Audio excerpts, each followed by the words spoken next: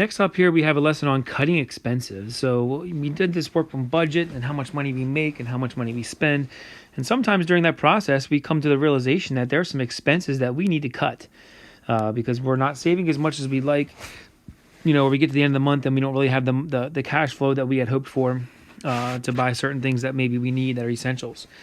So it's good to be able to take a look at these things and really self-reflect more than anything. And, that's one thing that we do often in my house with my family is reflect on how much we're spending and where we're spending it. And is there a place that we can save money so that down the road we can have, other nice things that we really want. So we're taking a look at an example here from worksheet 1. Mary spent $180 more per month and $2,160 per year than her budget allowed. That was way back from the first lesson. How can she cut her expenses? So an example would be that Mary spends $2.50 a day during the week on coffee.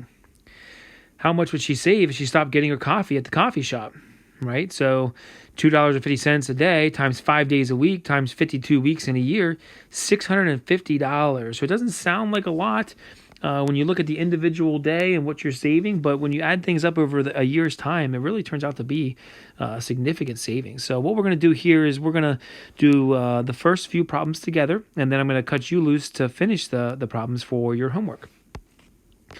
All right, so let's look here first at Michelle.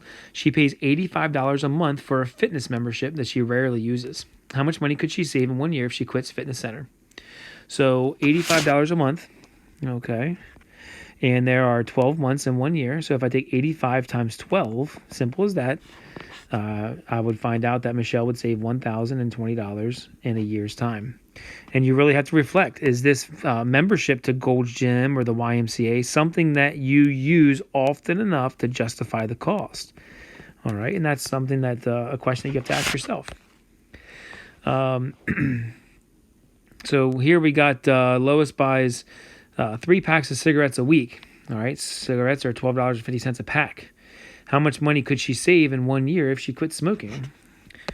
All right, not to mention the obvious long-term savings that she would probably make out on with healthcare down the road. So $12.50 a pack times 3 packs per week, okay, comes out to be $37 a week in savings and 50 cents.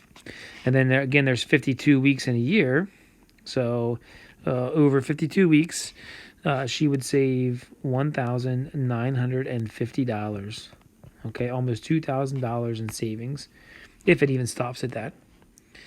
All right, so last one here that we're going to do together. Annie goes to church, goes out to lunch every Friday. On average, she spends around $18 each time for lunch. How much money could she save in 1 year if she stops going out for lunch each week?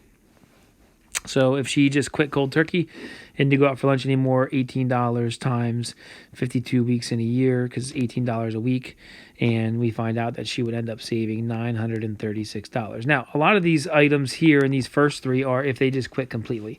The problems that I want you to take a look at in your homework give you some variety. So it might not always be just stopping your expense. Okay, maybe cutting back your expense, or maybe going for an off-brand name brand item instead of the name brand. Those are all different strategies that you can use to save money along the way. So I want you to go ahead and finish these problems 4 through 10 as your homework and submit.